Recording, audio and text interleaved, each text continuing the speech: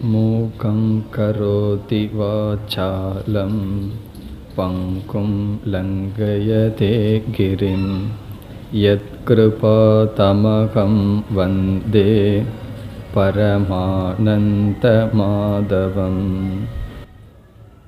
12வது அத்தியாயத்தை பார்த்து வருகின்றோம். சென்ற வகுப்பில் பகவான் பக்தி என்ற சாதனையை 5 நிலைகளாக பேசினார். 5 படியாக வகுத்து கொடுத்தார். 5 படியையும் பகவான் பக்தி என்றே அழைத்தார். முதல் மேலான படி நிர்குண பிரம்மத்தை வழிபடுதல் அல்லது உபாசித்தல். நிர்குண பிரம்மத்தை உபாசித்தல் என்றால் மாயையை நீக்கிய பரம்பொருளை அறிந்து அந்த பரம்பொருளை பற்றிய ஞானத்துடன் இருத்தல். அதையை உயர்ந்த பக்தியாக பகவான் முதல் படியாக பேசினார். இந்த பக்தியை ஒருவன் எப்படி அடைய முடியும் என்றால், சிரவணம், மனனம், நிதித்தியாசனம் என்கின்ற 3 சாதனைகளை செய்வதன் மூலமாக பிரம்மத்தை பற்றிய ஞானத்தை அடைந்து அந்த பிரம்மத்தில் மனதை வைத்தல், அந்த பிரம்மத்தை மனதில் நிலைப்படுத்துதல். இந்த பக்தியை பகவான் நிர்குண பக்தி என்று அழைத்தார். பிறகு 2வது படி, உயர்ந்த நிலையிலிருந்து அடுத்த படிக்கு கீழ் இறங்கி வந்தார். ஒரு கால் மனமானது நிர்குண பிரம்மத்தில் நிற்க முடியவில்லை என்றால், நிர்குண பிரம்மத்தில் மனம் நிற்க வேண்டும் என்றால் ஷரீர அபிமானம் இருக்கக்கூடாது. சாதன சதுஷ்டய சம்பத்தி என்கின்ற விவேகம், வைராக்கியம் முதலிய குணங்கள் தேவை. ஞானயோகம் என்ற சாதனையில் சென்றிருக்க வேண்டும். இவைகளெல்லாம் செல்ல முடியாமல் நிர்குண பிரம்மத்தில் மனது நிற்கவில்லை என்றால் அடுத்ததாக பகவான் கூறியது விஸ்வரூப பக்தி. இந்த அகில பிரபஞ்சத்தையும் ஈஸ்வரனுடைய ஷரீரமாக பார்த்தல். உயர்ந்த நிலையில் இந்த பிரபஞ்சத்தை மித்யா என்று நிராகரித்தல். இந்த உலகத்தை அவ்வாறு நீக்க முடியவில்லை என்றால் இந்த உலகம் இறைவனுடைய ஷரீரம், பஞ்சபூதமும் பகவானுடைய ஷரீரம் என்று இந்த உலகத்தையே இறைவனுடைய உடலாக தியானிக்க வேண்டும் என்று கூறினார். பிறகு அதற்கு அடுத்த நிலையில் இறங்கி வந்தார். ஒரு கால் இந்த உலகத்தில் ராகத்வேஷங்கள் அதிகமாக இருந்து பார்க்கின்ற ஜீவராசிகள் அனைத்தையும் இறைவனுடைய சொரூபமாக பார்க்க முடியவில்லை என்றால், விஸ்வரூபம், விஸ்வத்தை இறைவனுடைய உடலாக பார்க்க முடியவில்லை என்றால் இஷ்ட தேவதா பக்தி என்று 3வதாக பேசினார். இஷ்ட தேவதா பக்தி என்றால், நாம் சிறு வயதில் எந்த ஒரு நாமரூபத்தை அறிமுகப்படுத்தி பக்தி செலுத்தும்படி அபியாசம் செய்தோமோ அந்த ஈஸ்வரனுடைய நாமரூபத்தை மனதில் தியானித்து வருதல். இது அடுத்த நிலையாக கூறினார்.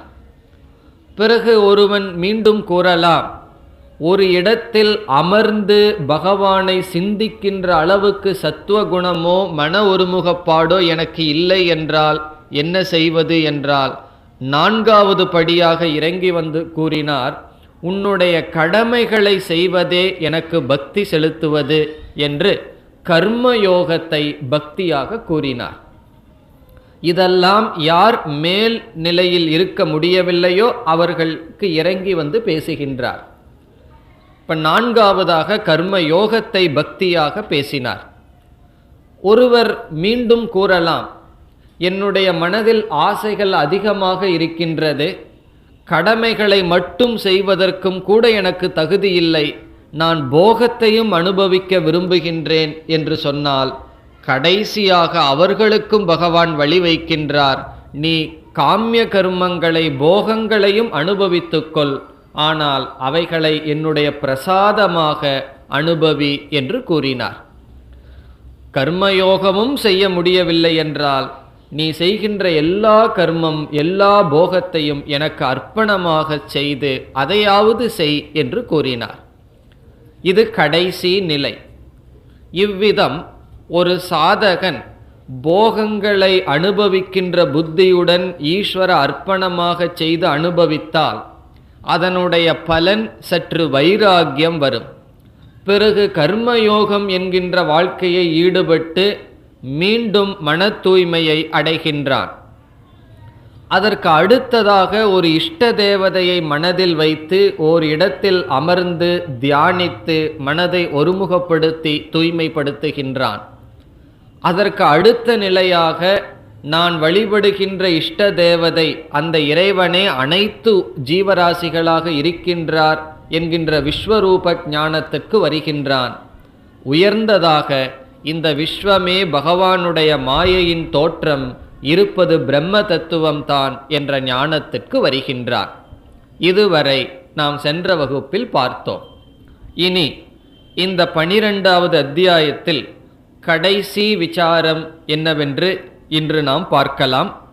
13வது ஸ்லோகத்திலிருந்து 20வது ஸ்லோகம் வரை இன்று நாம் பார்க்க இருக்கின்றோம்.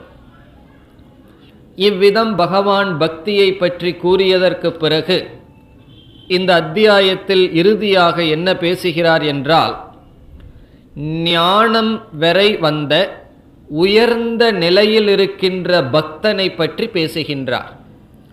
கர்மயோகமும் செய்ய முடியாத நிலையில் இருக்கின்ற பக்தனில் ஆரம்பித்து கர்மயோகம் செய்கின்ற பக்தன், இஷ்ட தேவதையை வழிபடுகின்ற பக்தன், விஸ்வரூபத்தை வழிபடுகின்ற பக்தன் என்றெல்லாம் கூறி இறுதியில் ஞானியாக இருக்கின்ற உயர்ந்த நிலையில் நிர்குண பிரம்மத்தை வழிபடுகின்ற உபாசிக்கின்ற பக்தன், அவனுடைய குணநலங்களை பகவான் பேசுகின்றார். அவனுக்கு பகவான் கொடுக்கின்ற பெயர் பராபக்தன் என்று பகவான் கூறுகிறார். மற்ற பக்தர்களையெல்லாம் அபராபக்தர்கள் என்று பகவான் கூறவில்லை. அதனுடைய பொருள் அதுதான்.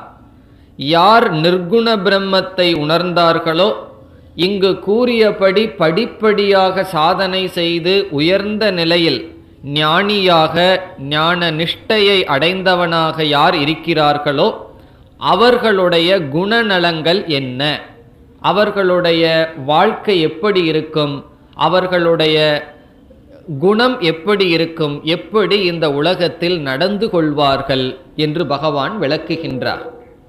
இந்த கருத்தை ஏற்கனவே பகவான் 2வது அத்தியாயத்தில் செய்திருந்தார். ஆனால் அங்கு பராபக்தன் என்ற பெயரில் செய்யவில்லை, ஸ்தித பிரக்ஞன் என்ற பெயரில் பேசினார். அர்ஜுனன் அப்படி ஒரு கேள்வியை கேட்டான். ஞானத்தை அடைந்து அதில் நிஷ்டை அடைந்தவனுடைய குணநலங்கள் என்ன, ஸ்தித பிரக்ஞஸ்ய லக்ஷணம் என்ன என்று கேட்டான். அதற்கு பகவான் 2வது அத்தியாயத்தின் கடைசியில் இவைகளெல்லாம் ஸ்தித பிரக்ஞனுடைய லக்ஷணம். ஸ்தித பிரக்ஞன் என்று சொன்னால் ஞான நிஷ்டையை அடைந்தவன். பிறகு இந்த அத்தியாயத்தில் பகவான் கூறிய பராபக்தன் என்று சொன்னாலும் ஸ்தித பிரக்ஞன், ஞான நிஷ்டையை அடைந்தவன். பிறகு 14வது அத்தியாயத்தில் பகவான் குணங்களை பற்றிய விசாரம் செய்து அங்கும் குணாதீதன் என்று சில இலக்கணம் கொடுப்பார். அதுவும் இதே கருத்துதான். பிறகு 16வது அத்தியாயத்தில் தெய்வீக சம்பத்துக்கள் என்று சில குணங்களை பேசுவார். அதுவும் இதே கருத்துக்களை உடையது. இவ்விதம் கீதையில் ஸ்தித பிரக்ஞ லக்ஷணம் என்று கூறினாலும் பராபக்த லக்ஷணம் என்று இந்த அத்தியாயத்தில் பேசுவதும், 14வது அத்தியாயத்தில் குணங்களை கடந்தவனுடைய இலக்கணம் என்று பேசுவதும், தெய்வீக சம்பத்துக்களை உடையவன் என்று 16வது அத்தியாயத்தில் பேசுவதும் ஒரே ஒரு கருத்துதான், ஞானியினுடைய இலக்கணம். ஞானியினுடைய வாழ்க்கை எப்படி இருக்கும், அவன் எப்படிப்பட்ட மனதை உடையவனாக இருக்கின்றான், எப்படி விவகாரம் செய்கின்றான், இதை பகவான் கூறுகின்றார். இதை கூறுவதனால் என்ன பிரயோஜனம் நமக்கு கிடைக்கும் என்றால், ஞானியினுடைய இலக்கணமானது ஞானியினுடைய குணநலங்கள், அவர்களுடைய மனமானது ஞானத்தை அடைய விரும்புபவர்களுக்கு சாதனமாக அமைகின்றது. சங்கராச்சாரியார் 2வது அத்தியாயத்தில் சொல்றார், ஞான நிஷ்டையை அடைந்தவனுடைய லட்சணம் அந்த நிலையை அடைபவனுக்கு சாதனையாக அமைகின்றது. இப்போ இதை எதற்கு நம்ம படிக்கின்றோம்? எதற்கு பகவான் இந்த குணங்களை எல்லாம் பேசுகின்றார்? என்னென்ன குணங்கள், இங்கு சொல்லப்போகின்ற பண்புகள் ஞானியினுடைய லட்சணம், அவனுடைய சுபாவம், இயற்கை என்று சொல்கிறார்களோ என்று சொல்லப்படுகிறதோ, அந்த குணங்களெல்லாம் சாதகர்களாகிய நமக்கு சாதனைகளாக அமைகின்றது. ஞானி யாரையும் வெறுக்காமல் இருப்பான் என்பது ஞானியினுடைய லட்சணம். நமக்கு வெறுப்பு இருக்கக்கூடாது என்பது சாதனம். ஞானி கோபமில்லாமல் இருப்பான் என்பது லட்சணம். நாம் கோபப்படக்கூடாது என்பது சாதனம். இவ்விதம் பராபக்தனுடைய லட்சணம் இந்த அத்தியாயத்தில், ஏற்கனவே கூறிய அத்தியாயத்தில் ஸ்தித பிரக்ஞனுடைய லட்சணம் அந்த நிலையை அடைபவர்களுக்கான சாதனைகள்.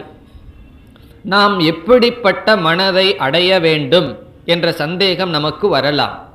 இவைகள்தான் இங்கு நமக்கு இருக்கின்றது. இவைகளை வைத்துக்கொண்டு இப்படிப்பட்ட மனநிலையை நாம் முயற்சி செய்து அடைய வேண்டும். அடுத்த சந்தேகம் நமக்கு வரலாம், பராபக்தன், ஞானிகள், இவர்களுக்கெல்லாம் எப்படி இந்த குணங்கள் வந்துவிட்டது? இயற்கையாகவே வந்துவிட்டதா என்றால், மீண்டும் சங்கராச்சாரியார் கூறுகிறார், அவைகளெல்லாம் முயற்சியுடன் ஞானிகளால் அடையப்பெற்றது. ஒரு நல்ல குணத்தை அடைய வேண்டும் என்றால் முயற்சி செய்ய வேண்டும். தீய குணத்தை அடைய வேண்டும் என்றால் இயற்கையாகவே முயற்சி செய்யாமலேயே அது நம்மிடம் வந்துவிடும். எந்த ஒரு நல்ல குணத்தையும் நல்ல பண்புகளையும் முயற்சியுடன் அடையப்படுவது. ஞானி நல்ல பண்புகளை முயற்சியுடன் தவத்தினால் அடைந்துள்ளான். ஆகவே பராபக்தனுடைய லட்சணம் இங்கு எதற்கு கூறப்படுகிறது என்றால், அவைகள் நமக்கு சாதனைகளாக எடுத்துக்கொண்டு அந்த லட்சணத்தை, அந்த குணங்களை அடைய முயற்சி செய்வதற்காக. இது முதல் பிரயோஜனம். இரண்டாவது பிரயோஜனம் என்னவென்றால், இவ்விதம் ஞானியினுடைய இலக்கணங்களை நாம் படிக்கும் பொழுது நம்முடைய மனம் எந்த நிலையில் இருக்கின்றது என்று தெரிந்து கொள்வதற்கு பயன்படும். நம்ம பல வருஷமாக சாஸ்திரம் படிச்சிட்டு இருக்கோம், ஆன்மீக சாதனைகள் செய்து கொண்டிருக்கின்றோம், ஆன்மீக சாதகர்களாக வாழ்ந்து கொண்டு வருகின்றோம்.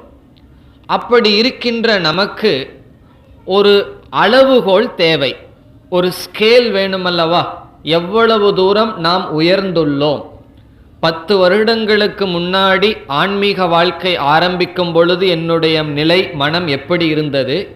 10 வருட பயிற்சியினால் என்னுடைய மனம் எவ்வளவு தூரம் உயர்ந்துள்ளது? அல்லது அதே நிலையில தான் இருந்திருக்கா? எந்த அளவுக்கு நான் உயர்ந்துள்ளேன் என்று எப்படி நமக்கு தெரியும்? நம்முடைய மேன்மையை, நம்முடைய உயர்வை அளப்பதற்கான ஒரு அளவுகோல் தேவை. அந்த அளவுகோல் தான் இப்பொழுது நாம் பார்க்க போகின்ற இலக்கணங்கள். இங்கு கூறியிருக்கின்ற பண்புகள் எவ்வளவு தூரம் நம்முடைய மனதிற்குள் சென்றுள்ளதோ அவ்வளவு தூரம் நாம் ஆன்மீக வாழ்க்கையில் முன்னேற்றத்தை அடைந்துள்ளோம். ஆகவே இங்கு கூற இருக்கின்ற பண்புகள் நம்மை நாம் அளப்பதற்கு, நம்முடைய மனதை நாம் எந்த நிலையில் இருக்கின்றோம் என்று தெரிந்து கொள்வதற்கு பயன்படுகிறது. பிறகு இவைகள் சாதனமாக பயன்பட்டு இவைகளை நாம் உண்மையில் அடைய வேண்டியதாக இருக்கின்றது. அதோடு இனியொரு கருத்தையும் ஞாபகத்தில் வைத்து கொள்ள வேண்டும். பகவான் ஸ்தித பிரக்ஞன் பராபக்தனுடைய லட்சணத்தை கூறுகின்றார். அதை நாம் படித்துவிட்டு நம்முடைய நண்பர்கள் யாருக்கெல்லாம் இந்த குணம் இருக்கு என்று சோதனை போடுவதற்கு இதை பயன்படுத்தக்கூடாது. இந்த அளவுகோலை நமக்குத்தான் பயன்படுத்த வேண்டுமே தவிர பகவான் இப்படி சொல்லியிருக்கார், நீ இப்படி இல்லை என்று மற்றவர்கள் யார் ஸ்தித பிரக்ஞன் இல்லை, யார் இதில் பராபக்தன் அபராபக்தன் என்று மற்றவர்களை அளக்க இந்த பண்புகளை நாம் பயன்படுத்தக்கூடாது. நம்மை நாம் அளக்கத்தான் இதை பயன்படுத்த வேண்டும். இது செல்ஃப் ஸ்கேல், நம்மையே அளப்பதற்காக பயன்படுத்த வேண்டிய குணநலங்கள். இனி நாம் என்னென்ன குணநலங்கள் ஞானிக்கு இருக்கின்றது என்று பகவான் கூறுகிறார். அப்படி சொல்லிட்டு சொல்ல போறார், இப்படிப்பட்டவர்கள்தான் எனக்கு பிரியமான பக்தர்கள், அவர்களைத்தான் நான் நேசிக்கின்றேன் என்று சொல்றார். இப்போ இங்க கூறப்படுகின்ற குணங்கள் பண்புகள் யாரிடம் இருக்கின்றதோ அவர்கள் என்னுடைய பக்தர்கள்னு பகவான் பெருமையாக சொல்லி அவர்களைத்தான் நான் நேசிக்கின்றேன் என்று பகவான் ஒவ்வொரு ஸ்லோகங்களிலும் பண்புகளை அடுக்கிக் கொண்டே செல்கின்றார். இந்த பண்புகளை எதற்காக நாம் பார்க்கின்றோம்? இவைகளெல்லாம் ஞானியினுடைய லட்சணம், ஞானத்தை அடைபவர்களுக்கான சாதனைகள். இந்த இடத்துல ஞானின்னு சொன்னாலும் பராபக்தன் மேலான பக்தன் என்று சொன்னாலும் ஒரே பொருள். ஞானியினுடைய இலக்கணம் ஞானத்தை அடைய இருப்பவர்களுக்கு சாதனம். பிறகு நம்முடைய மனம் எவ்வளவு தூரம் உயர்ந்துள்ளது என்பதை அளக்க பயன்படுவது. இவைகளை நம்மை அளக்கத்தான் நாம் பயன்படுத்த வேண்டும். இனி நாம் சில சாதனைகளை எடுத்துக்கொண்டு என்னென்ன சாதனைகளை அல்லது பண்புகளை கூறுகின்றார். இது நமக்கு சாதனை, ஞான நிஷ்டையை அடைந்தவர்களுக்கு இலக்கணம். எப்படி ஆரம்பிக்கின்றார்? 13வது ஸ்லோகத்தில் அத்வேஷ்டா சர்வபூதானாம். இது ஞானிக்கு சுபாவமாக இருக்கின்ற முதல் குணம். சர்வபூதானாம், எல்லா ஜீவராசிகளிடம் அத்வேஷ்டா வெறுப்பு இல்லாத மனநிலையை அடைகின்றான். வெறுப்பு இல்லாத மனநிலையை உடையவனாக இருக்கின்றான். துவேஷக என்றால் வெறுப்பு, அத்வேஷ்டா என்றால் வெறுப்பு இல்லாதவன். யாரிடம்? சர்வபூதானாம், எல்லா ஜீவராசிகளிடமும் வெறுப்பு இல்லாதவன். நமக்கும் வெறுப்பு இல்லாம இருக்கு, சிலரிடம், பலரிடம் வெறுப்பு இருக்கின்றது. இங்கு பகவான் சொல்றார் சர்வபூதானாம், எந்த ஜீவராசிகளிடமும் இவனுக்கு வெறுப்பு என்பது கிடையாது. இதுதான் முதலில் சொல்கின்ற இலக்கணம். 5வது அத்தியாயத்திலையும் சொல்லுவார், சந்நியாசியினுடைய லட்சணம் என்ன? ஞேயஸ்ஸ நித்திய சந்நியாசி யோ நத்வேஷ்டி ந காங்க்ஷதி. சந்நியாசி யார் என்றால், யார் வெறுப்பதில்லையோ விரும்புவதில்லையோ அவன் சந்நியாசி என்ற லட்சணம் கொடுப்பார். அதுதான் இங்கு ஆரம்பிக்கின்றார். இந்த சாதனையுடன் பகவான் ஆரம்பிக்கின்றார். இப்போ இது நம்முடைய மனநிலையை சோதிப்பதற்கும் இது பயன்படுகிறது. நாம் எவ்வளவு தூரம் உயர்ந்துள்ளோம் யாரிடமும் சொல்ல வேண்டாம். நாம் தனியாக அமர்ந்து கண்ணை மூடி யாரெல்லாம் எனக்கு வெறுப்புக்கு உரியவர்கள்னு பார்க்கணும். அந்த லிஸ்ட் ரொம்ப பெருசாக இருந்ததுன்னு சொன்னால் ஆன்மீக வாழ்க்கைக்கு நமக்கு கொஞ்சம் தூரம் அதிகமாக இருக்கின்றதுன்னு அர்த்தம். அந்த லிஸ்டில் யாருமே என்னைக்கு இல்லாமல் போகிறார்களோ அன்னைக்கு நல்ல மனதை, பகவான் விரும்புகின்ற மனதை நாம் அடைந்துள்ளோம். நம்முடைய மனதில் வெறுப்புக்கு ஆள் இல்லாமல் போக வேண்டும். அப்படிப்பட்ட மனதை ஞான நிஷ்டையை உடையவன் அல்லது பராபக்தன் அடைந்தவனாக இருக்கின்றான். இப்படி சொன்ன உடனே சில அப்ஜெக்ஷன் உடனே நம்ம மனசில் வரலாம்.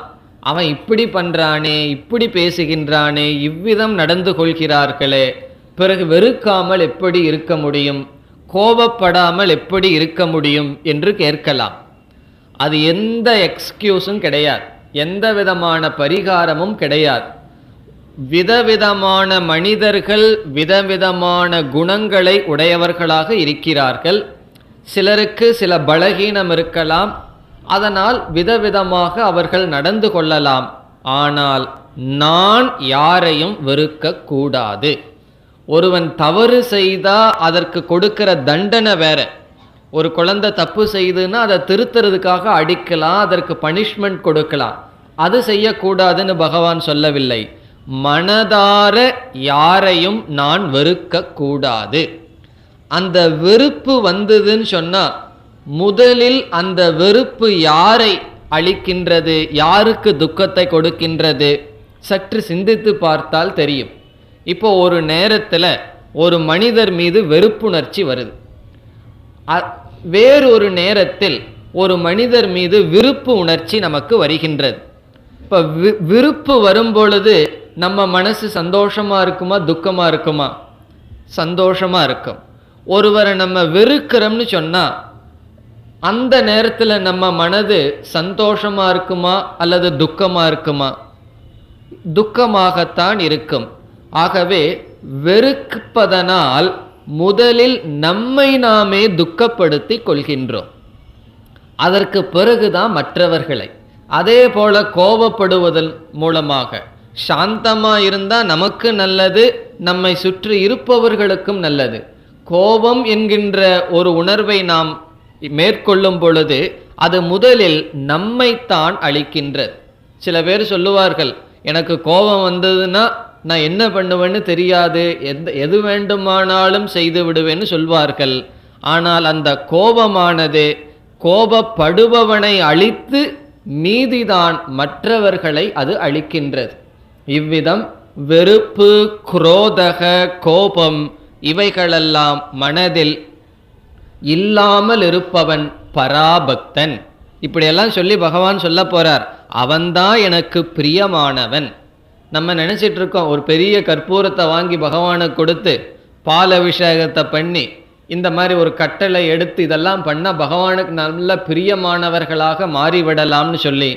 ஆனால் பகவான் அப்படி சொல்லவில்லை. அதுவும் நல்லதுதான், ஆனால் உண்மையில் நான் யாரை விரும்புகின்றேன்னு பகவான் சொல்றார். யார் யாரையும் வெறுப்பதில்லையோ அவர்களை நான் விரும்புகின்றேன், அவர்கள் என்னுடைய பக்தர்கள்னு சொல்லி அத்வேஷ்டா, எந்த ஜீவராசிகளையும் வெறுக்காமல் இருப்பதை முதல் லட்சணமாக கூறுகின்றார். அந்த வெறுப்பு என்கின்ற உணர்வை மனதிலிருந்து நீக்க வேண்டும். இதை நம்ம சொல்லிடலாம், சுலபமாக கேட்டுடலாம், ரொம்ப சுலபமாக எழுதி வச்சுக்கலாம். ஆனால் உண்மையான வாழ்க்கைன்னு வரும் பொழுது கடினம்தான். இதை யாருமே கடினம் இல்லை என்று சொல்வதில்லை. நம்ம மனசுல சில பேர்த்து மேல் இருக்கிற வெறுப்பு அவ்வளவு தூரம் மனதில் ஊறி இருக்கின்றது. ஆகவே அவ்வளவு சுலபமாக எடுக்க முடியாது. அந்த வெறுப்பினுடைய பீஜம், விதையை எடுக்க வேண்டும் என்றால் பிரம்ம ஞானம் அப்படிங்கிற ஒரு ஆட்டாம்பாம் தான் வேணும். காரணம் என்ன தெரியுமோ? பிரம்ம ஞானத்தினாலதான் எல்லா ஜீவராசிகளிடமும் ஈஸ்வரனை பார்க்கிறோம், நம்முடைய ஆத்மாவை பார்க்கின்றோம். ஆகவே ஒரு ஜீவராசியை நான் வெறுத்தல் என்பது என்னையே நான் வெறுத்தலுக்கு சமமாகின்றது. நம்ம ஒரு கண்ணாடியை வச்சுட்டு, முகம் பார்க்குற கண்ணாடியை வச்சுட்டு அந்த கண்ணாடிக்குள்ள ஒரு ஆள் தெரிவானே, அவனை போய் வெறுத்துட்டு இருப்போமா? வெறுக்க மாட்டோம். காரணம் என்ன? அந்த கண்ணாடிக்குள்ள யார் இருக்கா? நான் தான் அதில் இருக்கேன், அந்த உணர்வு நமக்கு இருக்கும். அதே போல இந்த ஆத்மாதான் உலகத்தில் இருக்கின்ற எல்லா ஜீவராசிகளுக்குள்ளும் இருக்கின்றது. இதெல்லாம் எனக்கு புரிகின்றதே. ஆனால் சிலருடைய பேச்சு, சிலருடைய நடவடிக்கைகள், அவர்கள் என்ன துன்புறுத்தும் பொழுது வெறுக்காமல் இருக்க முடியவில்லையே. அந்த நேரத்தில் எப்படிப்பட்ட எண்ணத்தை கொண்டு சமாதானப்படுத்த வேண்டும் என்றால், அதுக்கு ஒரு உதாரணம். எப்படி நம்ம வெறுக்காம இருந்து பழகணுங்கிறதுக்கு ஒரு உபாயம் என்னவென்றால், இப்போ நம்ம பஸ்ஸில் ஏறி அமர்றோம். நமக்கு பக்கத்தில் உடலினால் நோய்வாய்ப்பட்ட ஒரு குஷ்டரோகத்திலோடு இருப்பவன் நம்ம பக்கத்தில் அமர்கின்றான். அது நமக்கு நல்லா இருக்குமா நல்லா இருக்காதா? அது நமக்கு கஷ்டத்தை தான் கொடுக்கும். காரணம் என்ன? அதனுடைய நோய், அந்த உடம்பிலிருந்து வருகின்ற வாசனை, இதெல்லாம் நமக்கு கஷ்டத்தை தான் கொடுக்கும். அவன் மீது நாம் வெறுப்பை உண்டு, அவன் மீது நமக்கு வெறுப்பு வருமா அல்லது ஒரு பரிதாபம் வருமா? என்ன பகவான் அந்த நோயை எனக்கு கொடுத்திருந்தா என்ன ஆகின்றது? அதை உடனே நினைச்சு பார்ப்போம். அந்த மனிதன் மீது நாம் பரிதாபப்படுவோம், ஐயோ பாவம் என்று வருத்தப்படுவோம். அவனிடமிருந்து கஷ்டம்தான் நமக்கு வருகிறது, ஆனால் மனதில் ஒரு பரிதாபம் வரும். காரணம், அவன் நோய்வாய்ப்பட்டிருக்கின்றான், அவன் விரும்பி எனக்கு கஷ்டத்தை கொடுக்கவில்லை என்று. இது நம்ம யாரும் உபதேசம் பண்ணாம அனுபவத்தில் இப்படித்தான் இருக்கணும். இதுவும் கூட இல்லை அப்படின்னா ஒன்றும் செய்ய முடியாது. ஒரு சரீரத்தில் ஒருவனுக்கு நோய்வாய்ப்பட்டிருந்தா நாம் பரிதாபப்படுகின்றோம். அந்த மனிதனிடமிருந்து நமக்கு கஷ்டம் வந்தாலும் கூட இதே தத்துவத்தை ஒரு படி எக்ஸ்டெண்ட் பண்ணணும், உயர்த்தி பார்க்கணும். ஒரு மனிதன் நம்மை தவறான சொற்களினால் துன்புறுத்துகின்றான், மனதினால் சில பிஹேவியர்னால நம்ம கஷ்டப்படுத்துறான்னு வச்சுக்குவோமே. அப்ப நம்ம என்ன புரிந்து கொள்ள வேண்டும்? அவனுடைய மனம் நோய்வாய்ப்பட்டிருக்கின்றது. நோய்வாய்ப்பட்ட மனதிலிருந்து தான் மற்றவர்களை ஹிம்சைப்படுத்துகின்ற தவறான சொற்கள் வரும். நோய்வாய்ப்பட்ட மனதிலிருந்து தான் பொறாமை வரும். நோய்வாய்ப்பட்ட மனதிலிருந்து தான் தவறான அசுரத்தன்மைகளான பாவனைகள் உருவாகும் என்று உணர்ந்து, நோய்வாய்ப்பட்ட மனதை உடையவனை பார்த்து, நோய்வாய்ப்பட்ட சரீரம் உடையவனை பார்த்து எப்படி பரிதாபப்படுகின்றோமோ அப்படி பரிதாபப்பட வேண்டுமே தவிர வெறுப்பு என்ற உணர்வை யாரிடமும் வைத்திருக்க கூடாது. குறிப்பா நம்ம மற்றவர்களோடு பழகும் பொழுது சொற்களினால் தான் நம்முடைய மனம் பாதிக்கப்படும். தேவையில்லாத வார்த்தைகளை பேசுவார்கள், அது நம்மை பாதிக்கும். அவர்கள் மீது ஒரு வெறுப்பு உணர்வு மனதில் பதிந்து விடும். அந்த வெறுப்பு உணர்வை எப்படி நீக்க வேண்டும்? அவர்கள் நோய்வாய்ப்பட்ட மனதுடன் இப்பொழுது இருக்கிறார்கள், அவர்களை நான் வெறுக்கவில்லை. அவர்களுடைய மனம் என்று திருந்துமோ, என்று பலம் வருமோ, அப்பொழுது இவ்விதம் பேச மாட்டார்கள். அவர்கள் வழியில்லாமல் இவ்விதம் பேசுகிறார்கள். இப்படிப்பட்ட எண்ணங்களை நாம் கொண்டு வந்து யாரையும் வெறுக்க கூடாது. வெறுப்புக்கு நம்ம காரணத்தையே சொல்லக்கூடாது. இந்த காரணத்தினால கோபப்படுறேன், இந்த காரணத்தினால நான் வெறுக்கின்றேன் என்ற உணர்வு வரக்கூடாது. இந்த உதாரணத்தை மனதில் கொண்டு, எப்படி சரீரத்துக்கு நோய் வருவது போல மனதிற்கும் நோய் இருக்கின்றது. அவங்க மென்டல் ஹாஸ்பிட்டல் இருக்க வேண்டிய அவசியம் இல்லை, நம்ம வீட்டிலேயே இருக்கலாம். இருந்தாலும் நோய்வாய்ப்பட்ட மனதுதான் மற்றவர்களை துன்புறுத்தும், தவறான சொற்களை சொல்லும், சுயநலமாக இருக்கும், எல்லா விதமான துஷ்ட குணத்துடன் இருக்கும். அவர்களை நான் வெறுக்கவில்லை, அவர்கள் மீது பரிதாபப்படுகின்றேன்.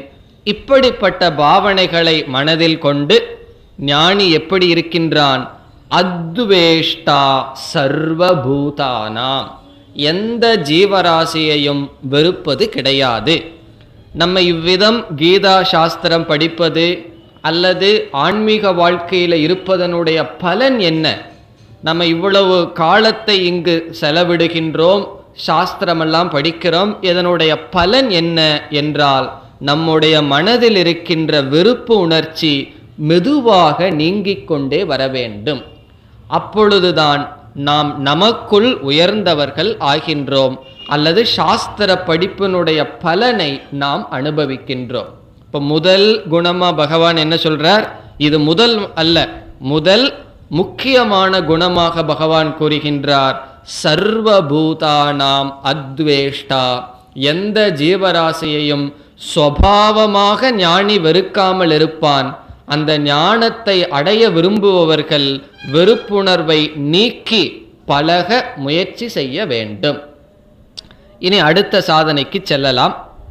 மைத்ரக, அடுத்ததாக பகவான் கூறுவது, மைத்ரக என்றால் எல்லா ஜீவராசிகளிடமும் நற்புணர்வை கொண்டவனாக இருப்பான், நட்பு என்கின்ற பாவனையுடன் இருப்பான். பகைவர்கள் அவனுடைய மனதில் யாரும் கிடையாது. அதனால சொல்லுவார்கள் அஜாத சத்ரு என்று சொல்வார்கள். அஜாத சத்ரு என்றால் யாருக்கு பகைவன் தோன்றவில்லையோ என்று பொருள். மற்றவர்கள் நம்மை பார்த்து பகைவன் நினைக்கலாம், அது நமக்கு சக்தி இல்லை. நீ என்ன பகைவன் நினைக்காதுன்னு சொல்ல முடியாது. ஆனால் நம்முடைய மனதில் யாரிடமும் பகைமை என்கின்ற உணர்வை வைத்திருக்க கூடாது. ராமருக்கு ராவணன் பகைவன் அல்ல, ராவணனுக்குத்தான் ராமர் பகைவராக இருந்தார். காரணம் என்ன? ராமர் பகைமை உணர்ச்சியுடன் ராவணனையோ மற்றவர்களையோ அழிக்க முயற்சி செய்யவில்லை. எங்கு தர்மம் இல்லையோ அந்த தர்மத்தை நிலைநாட்ட அவர் கடமையை செய்தார். அவ்விதம் நமக்கு நம்முடைய மனதில் பகைமை என்ற உணர்வை வைத்திருக்க கூடாது. இப்படி சுலபமாக சொல்லிட்டீங்களே, என்னுடைய ப்ராப்பர்ட்டி எல்லாம் ஏமாத்திட்டு போயிருக்கா, அவனை போய் நான் எப்படி பகைவன்னு நண்பன்னு வீட்டில் வச்சு கூட்டிகிட்டு வச்சு சாப்பாடு போடுறதான்னு கேட்கலாம். நம்ம விவகாரத்தில் அவர்களை நம்ம உள்ள அழைச்சிட்டு விருந்து வைக்கணும்னு சொல்லலை. மனதிற்குள் பகைமை உணர்வு இருக்கக்கூடாது என்பதுதான் கருத்து. இனி அடுத்ததாகன சாதனை கருணக. கருணக என்றால் கருணையான உள்ளத்தை உடையவன் என்பது பொருள். இங்க பகவான் சொல்றார், ஞானியினுடைய இலக்கணம் என்ன? கருணக, கருணையான உள்ளத்தை உடையவன். வாடிய பயிரை கண்டபோதெல்லாம் வாடினேன்னு சொல்லி ஒரு மகாத்மா சொன்னார்னு சொன்னா, எந்த அளவுக்கு அவருடைய மனது மற்ற ஜீவராசிகள் ஒரு செடி கொடியினுடைய நிலைக்கு அவருடைய மனது சென்றது, இது கருணை என்று சொல்லப்படுகிறது. கருணை என்றால் எல்லா ஜீவராசிகளும் நன்கு இருக்க வேண்டும் என்கின்ற ஒரு மனநிலை. அதை பகவான் கூறுகின்றார், கருணக, கருணையான மனதை உடையவன். அடுத்ததாக நிர்மமக, மமகாரம் அற்றவனாக இருப்பான். அதற்கு அடுத்த சொல் நிர் அகங்காரக, அகங்காரம் அற்றவனாக இருப்பார். இந்த ரெண்டு சொல்லினுடைய அர்த்தம் என்ன? அகங்காரத்தை நீக்கியவன், மமகாரத்தை நீக்கியவன் ஞானி. அகங்காரம் என்றால் என்ன? நம்ம சாதாரணமாக அவன் அகங்காரத்தோட பேசுகிறான் என்று கர்வம், அதை அகங்காரம்னு சொல்வது வழக்கம். ரொம்ப கர்வத்தோடு நடந்துட்டு அவன் அகங்காரமாக இருக்கான்னு சொல்லுவோம். ஆனால் இந்த இடத்தில் அந்த பொருள் அல்ல. அகங்காரம் இல்லாதவன் என்றால் இந்த ஷரீரம், மனம், புத்தி இவைகளை நான் நான் என்று அவன் நினைப்பதில்லை. இவைகளெல்லாம் பகவான் நமக்கு கொடுத்திருக்கிற ஒரு கருவி. நான் ஆத்மா என்ற ஞானத்தை உடையவன். அகம் என்கின்ற சொல்லுக்கு ஆத்மாவை புரிந்தவன். இந்த ஷரீரத்தை நான் என்று அவன் நினைப்பதில்லை. அது நிர் அகங்காரக, அகங்காரம் அற்றவன். இந்த இடத்திலையும் ஒரு கருத்து இருக்கின்றது. நான்கிற சொல்லுக்கு ஆத்மாதான் அறிவு அவனுக்கு இருக்கு. அப்போ அந்த ஞானியிடம் போய் உங்க பேர் என்னன்னு சொன்னா ஆத்மான்னு சொல்லுவாரா, பிரம்மன்னு சொல்லுவாரா? அவர் அகங்காரத்தை கையாளுவார், அகங்காரமாக இருக்க மாட்டார். நம்ம அகங்காரத்தை இறக்குற வரைக்கும் கையாண்டுதான் ஆகணும். கையாளுதல்னு சொன்னா ஹேண்டில் பண்றது. அந்த அகங்காரத்தை நம்ம வச்சுட்டு பயன்படுத்துகின்றோம். ஞானம் வந்ததற்கு அப்புறம் நான் நீ அப்படித்தான் பேசுவோம். ஆனால் அதில் நான் என்கின்ற சொல்லுக்கு அறிவில் அவன் ஆத்மாவை புரிந்துள்ளான். அதனால சில பேர் வேதாந்தத்துக்கு வந்த உடனே அகங்காரத்தை நீக்கணும்னு சொல்லி புஸ்தகம் வாங்கி அதில் பேரே எழுத மாட்டார்கள். காரணம் என்ன தெரியுமோ?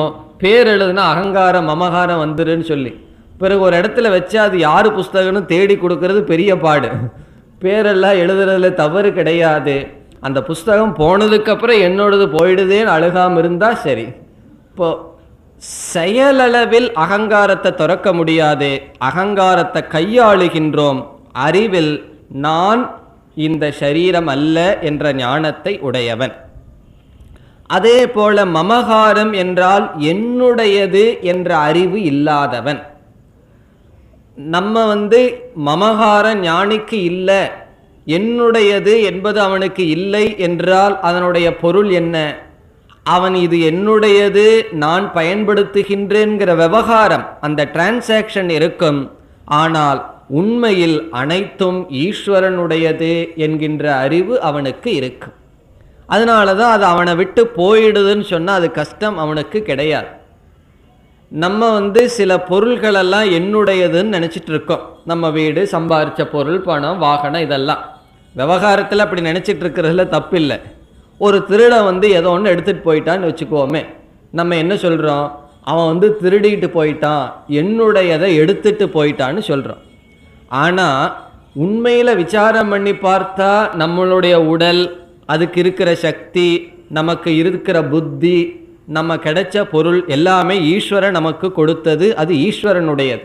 இப்போ ஈஸ்வரனுடைய சொத்தை எடுத்து என்னுடையதுன்னு கற்பனை பண்ணி வச்சுருக்கோம்.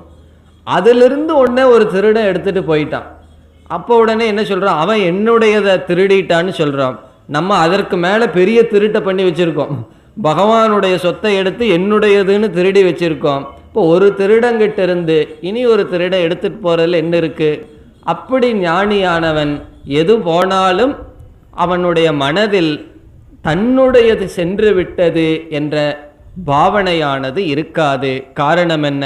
எல்லாம் ஈஸ்வரனுடையது. அதற்காக வீட்டில் இருக்கிறதெல்லாம் திருடு போகட்டும்னு நான் சொல்ல வரல. நம்ம பாதுகாக்கின்றோம். ஆனால் அதை இழக்கும் பொழுது அந்த துக்கமானது நமக்கு வரக்கூடாது. இப்போ எப்படி தெரியும் ஒரு பொருளை நான் அறிவோட கையாள்றேனா அல்லது பற்றோட அந்த பொருளை கையாள்றேனான்னு எப்படி தெரியும்னா, அந்த பொருளை நாம் இழக்கும் பொழுது நம்முடைய மனநிலையை வச்சு கண்டுபிடிக்கலாம். அந்த பொருள் நம்மை விட்டு செல்லும் பொழுது நம்ம மனசு அதற்கு முன்னாடி என்ன நிலை இருந்ததோ அதே நிலை இருந்தால் அந்த பொருளை கையாளும் பொழுதும் கூட அந்த பொருளுடன் நாம் இல்லாதவர்களாக இருக்கின்றோம். அதனால தான் ஜனகர் சொல்கிறார், நான் யார் என்றால் எனக்கு இந்த எல்லா ராஜ்யமும் என்னுடையதான், அதே சமயத்தில் எனக்கு ஒன்றுமே கிடையாது. மிதிலாயாம் பிரதீப்தாயாம் நமே கிஞ்சன தஹ்யதே. இந்த மிதிலை எரிஞ்சு போனால் அது என்னை எரியவில்லை. காரணம் என்ன? எனக்கு எதுவுமே கிடையாது. ஏதாவது இருக்குன்னு சொன்னால் எல்லாமே என்னுடையது தான் என்ற ஞானம் அவருக்கு இருந்தது. அதனால் ராஜாவாக இருந்து கொண்டும் கூட ஞானியாக இருந்தார். இவ்விதம் அகங்காரம், மமகாரம் இது மனதளவில் இல்லை, உடலளவில் கையாளுகின்றார். இனி அடுத்த சாதனை சமதுக்க சுகஹ. சுகத்திலும் துக்கத்திலும் சமமாக இருப்பான். இதனுடைய பொருள் என்ன? ஞானத்தை அடைந்தவனுக்கும் கூட பிராரப்த கர்மம் என்பது இருக்கின்றது. இந்த பிராரப்த கர்மம் என்ன செய்யும்னா, நமக்கு விருப்பம் இல்லாத சில சூழ்நிலைகளை கொண்டு நிறுத்தும், நாம் விரும்புகின்ற சில சூழ்நிலைகளை கொண்டு நிறுத்தும். அது பிராரப்தத்தினுடைய கர்மத்தினுடைய வினை. நம்ம விருப்பம் இல்லாட்டியும் கூட சில சமயம் சுகம் நிற்கும், நமக்கு விருப்பம் இல்லாட்டியும் கூட சில சமயம் துக்கமான சூழ்நிலை நிற்கும். இது ஞானிக்கும் கூட வரும். அதனால தான் பல ஞானிகளுடைய வாழ்க்கையில் பார்த்தா நோயினால் இறந்தவர்கள் உண்டு. எல்லாத்தையும் போல அவர்களுக்கும் நோய்வாய் அல்லது கஷ்டமான சூழ்நிலைகள் வந்துள்ளது. அதில் எப்படி இருப்பார்கள்? நம்முடைய கர்மவினை கஷ்டமான சுலபமான சூழ்நிலையைத்தான் கொடுக்கும். அந்த சூழ்நிலையை எப்படி பாவித்து கொள்வதுங்கிறது கர்மத்தினுடைய கையில் இல்லை, நம்முடைய அறிவில் இருக்கின்றது. ஒருவன் ஒரு வார்த்தையை சொல்லி என்னை நிந்தனை செய்யலாம், அந்த உரிமை அவனுக்கு இருக்கு. எப்படிப்பட்ட வார்த்தையில வேணாலும் என்ன பேசலாம். ஆனால் அந்த வார்த்தையை எப்படி எடுத்துக்கொள்றங்கிற உரிமை எனக்கு இருக்கு அல்லவா? அதை நான் அதை எடுத்துட்டு துக்கப்படணும்னு அவனால் சொல்ல முடியாது. அதே போல இந்த உலகம் விதவிதமான சூழ்நிலைகளை கொண்டு நிறுத்தும். அதை எப்படி பார்த்தல் என்பது நம்முடைய கையில் இருக்கின்றது. ஞானி எப்படி பார்ப்பான்? சமக, சமமாக பார்ப்பான். அவன் சுகமான சூழ்நிலையையும் துக்கமான சூழ்நிலையையும் அவன் சமமாக நோக்குகின்றான். பிறகு அடுத்த சாதனை க்ஷமி. க்ஷமி என்றால் பொறுமையுடன் இருப்பான். அவனால் எப்படி சுக துக்கத்தை எல்லாம் சமமாக பார்க்க முடிஞ்சதுன்னா பொறுமையுடன் அவன் இருப்பான்.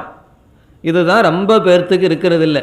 ஏதாவது க்யூவில் போய் நின்னாலும் 1 மணி நேரம் நின்றுட்டு இன்னொரு 15 நிமிஷம் நின்னா போயிடலாம், பொறுமை இல்லாமல் திரும்பி வர்றது. அப்புறம் அதுக்கு அடுத்த நாள் போய் மறுபடியும் நிற்கிறது. காரணம் என்னன்னா பொறுமைங்கிறது ரொம்ப பேர்த்துக்கு இருப்பதில்லை.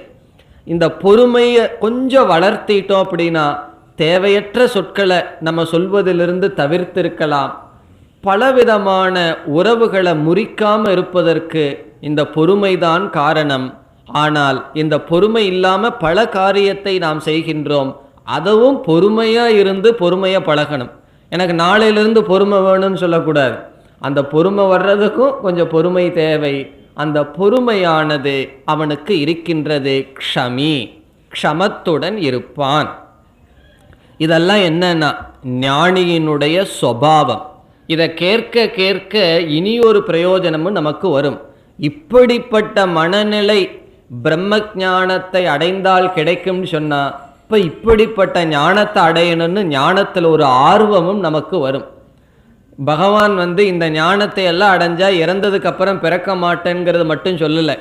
ஏன்னா இறந்ததுக்கு அப்புறம் பிறக்கிறது பிறக்காததெல்லாம் வேறு பிரச்சனை. அதை பற்றி நமக்கு இங்கே பிரச்சனையோ கஷ்டமோ இல்லை. இப்போ எப்படி வாழ்ந்து கொண்டிருக்கின்றேன், எது சுகம் துக்கம், அதில் பகவான் பதில் சொல்றார். இப்படிப்பட்ட மனநிலையை உயிரோடு இருக்கும் பொழுது ஒருவன் அடைவான். ஞானி அடைந்திருக்கின்றான். இவ்விதம் முதல் ஸ்லோகத்தில் 7 சாதனையை சொல்லியிருக்க. வெறுப்பு இல்லாதவன், கருணையுடன் உடையவன் என்றெல்லாம். இனி அடுத்த ஸ்லோகம் 14வது ஸ்லோகத்தில் சந்துஷ்ட சததம் யோகி.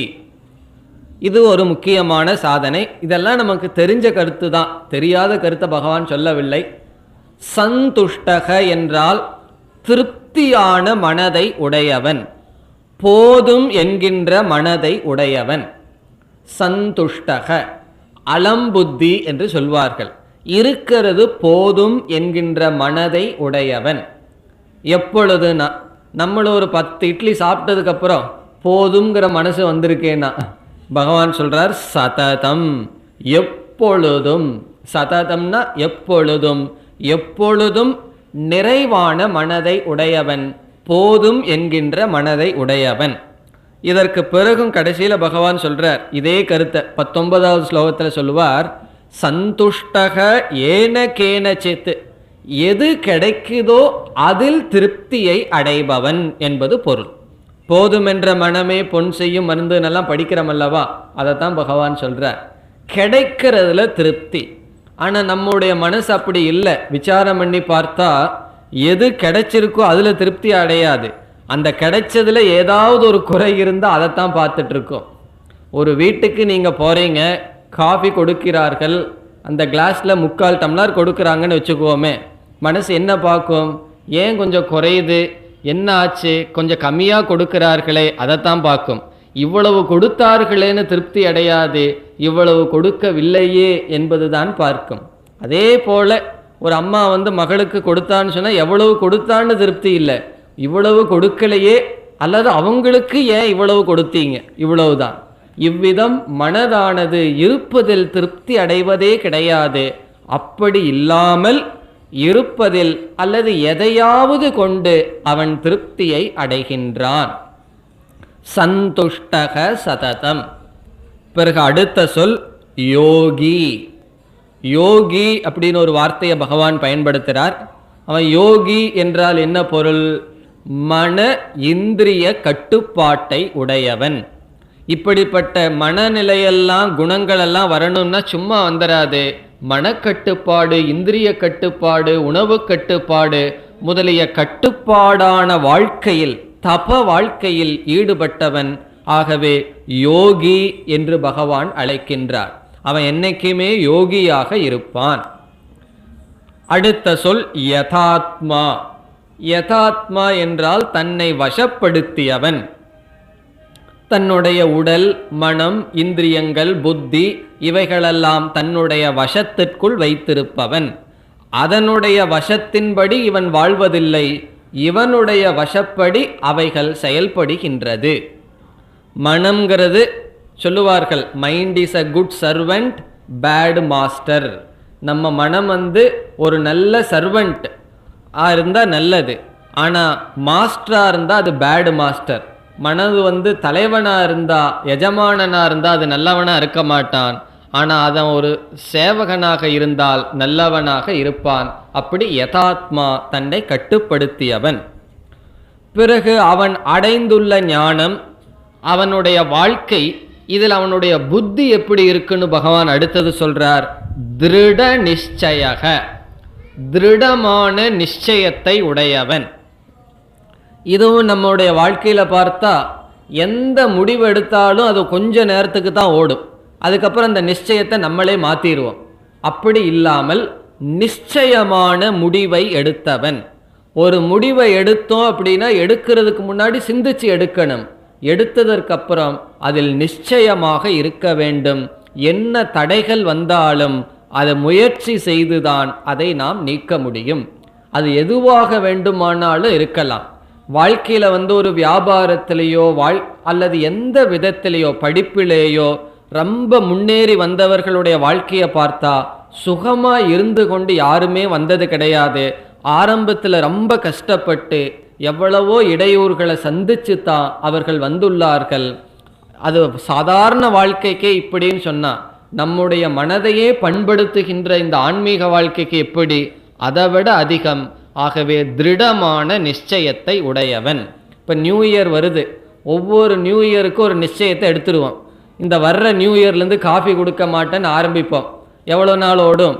ஜனவரி வரைக்கும் ஓடுனா சரி, பிப்ரவரியிலேருந்து மாறிடுவோம், அடுத்த நியூ இயருக்கு பார்த்துக்கலான்னு முடிவு பண்ணுவோம். அப்படி ஒரு நிச்சயத்தை நம்ம எடுப்போம். அதிக நாள் செல்வது கிடையாது. காரணம் என்ன? நிச்சயமே கிடையாது, திருடமாக இல்லை. ஞானி விஷயத்தில் திருடமாக இருப்பான். பிறகு அடுத்ததாக சொல்றார், மையர்ப்பித மனோபுத்திகி. இந்த ஞானியினுடைய மனமும் புத்தியும் எங்கு அர்ப்பணம் செய்யப்பட்டுள் இருக்கும்? மயி அர்ப்பிதக, நிர்குண சொரூபமான என்னிடத்தில் அவனுடைய மனமும் புத்தியும் அர்ப்பணம் செய்யப்பட்டிருக்கின்றது. நம்ம பகவானுக்கு ஒரு பூவை எடுத்து அர்ப்பணமா போடுறோம். பகவான் எதை கேட்கிறார்? உன்னுடைய புத்தியையும் மனதையும் எனக்கு அர்ப்பணம் செய். அப்படி அர்ப்பணம் செய்பவன் மத் பக்தக, அவன் என்னுடைய பக்தன். சக மே பிரியக, பகவான் ஒரு பெரிய சீக்ரெட் ரகசியத்தை சொல்றார். அவன்தான் எனக்கு பிரியமானவன், அவனைத்தான் நான் நேசிக்கின்றேன். மே என்றால் எனக்கு, பிரியக சக, அவன் பிரியமானவன். எப்படிப்பட்டவன்? இங்கு கூறியுள்ள குணங்களை யார் உடையவன், அல்லது இந்த குணங்களை அடைவதற்கு யார் முயற்சியில் இருந்து கொண்டிருக்கிறார்களோ அப்படிப்பட்ட பக்தர்கள் எனக்கு பிரியமானவர்கள்.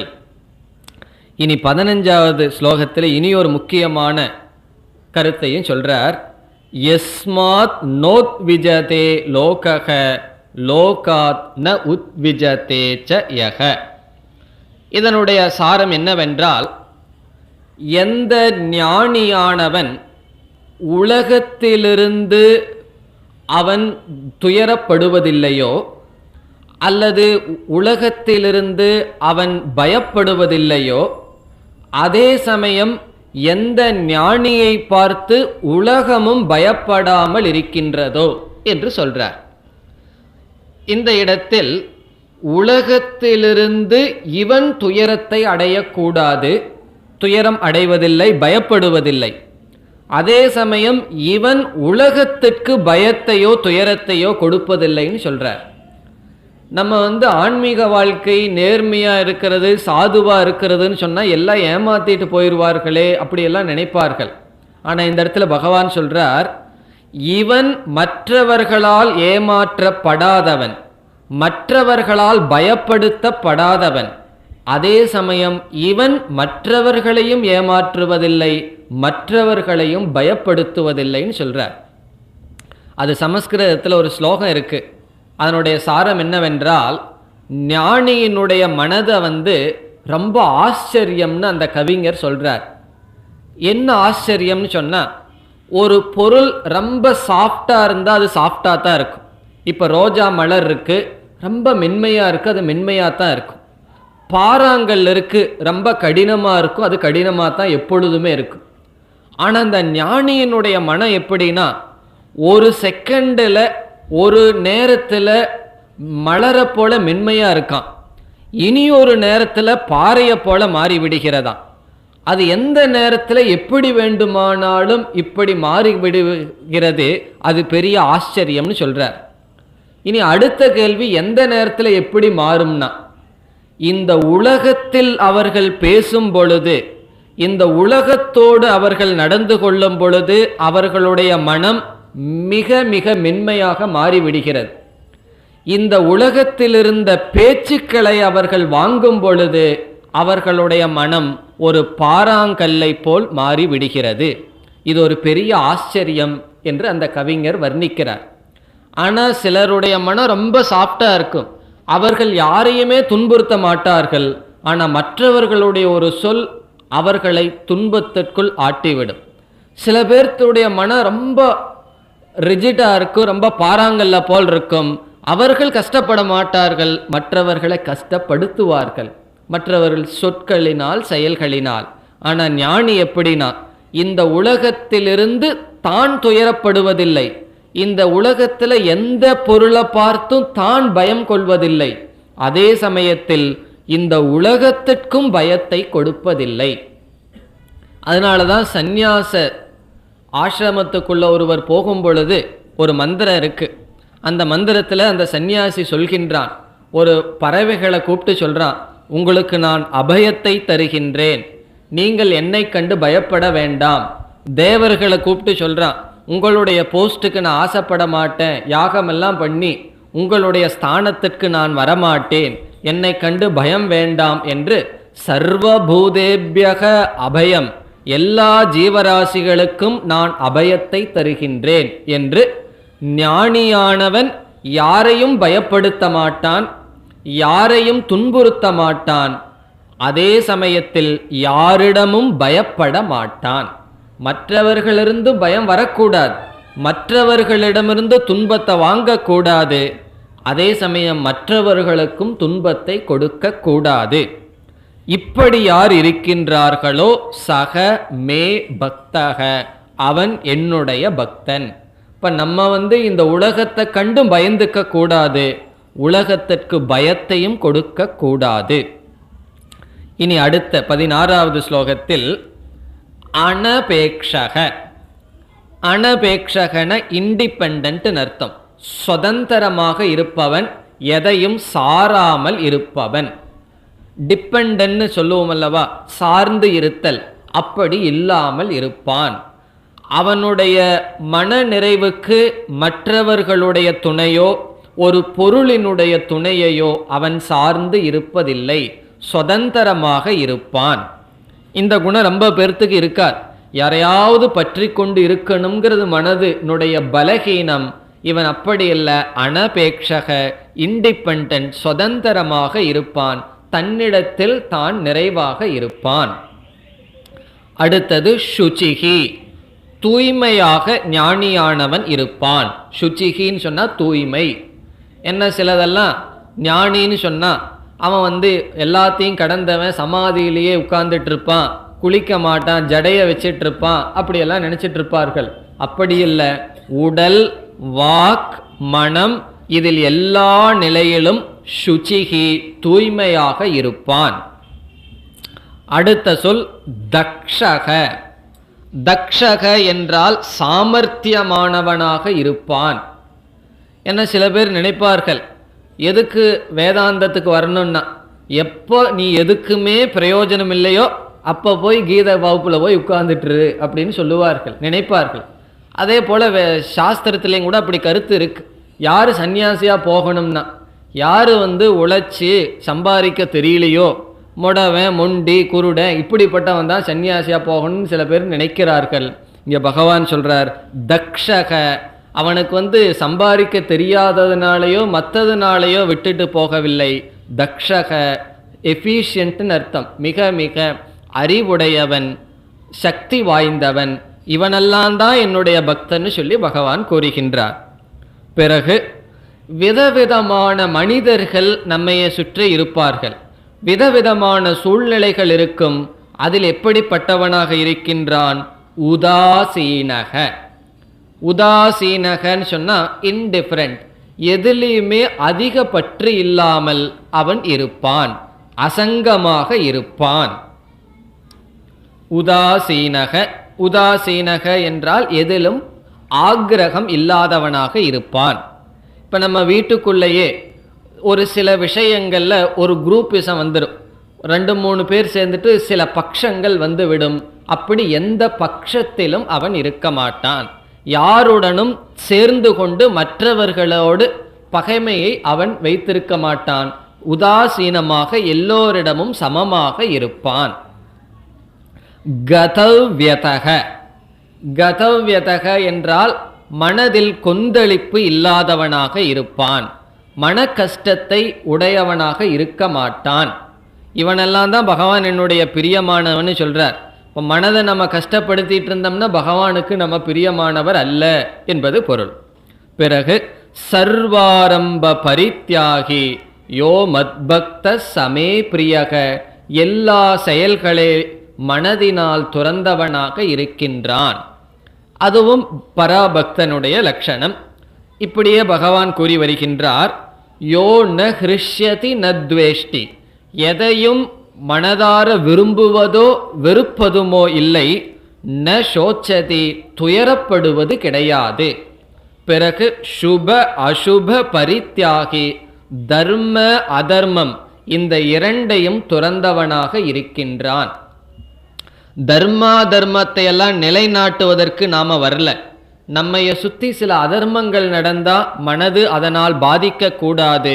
ஆகவே தர்மா தர்மங்கள் ஈஸ்வரனுடைய செயல் என்று அவன் அதை துறந்தவனாக இருக்கின்றான்.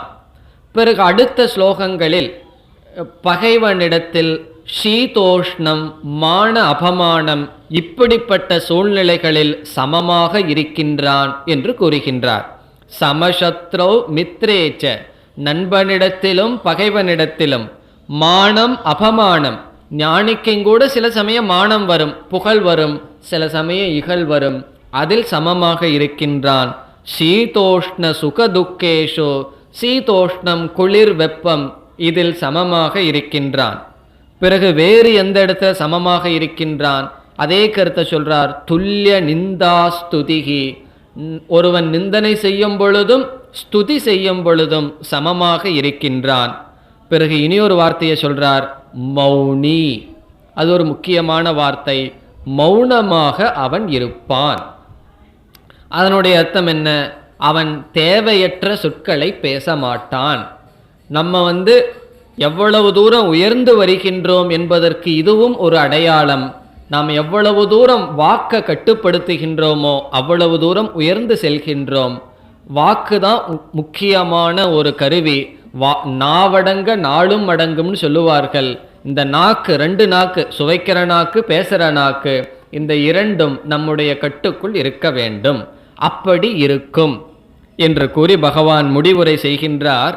இப்படிப்பட்ட தர்மியமான குணங்கள் யாருக்கு இருக்கின்றதோ, இப்படிப்பட்ட குணங்கள் எந்த மனிதனிடம் இருக்கின்றதோ அவன்தான் என்னுடைய பக்தன், அவனையே நான் நேசிக்கின்றேன் என்று பகவான் முடிவுரை செய்கின்றார்.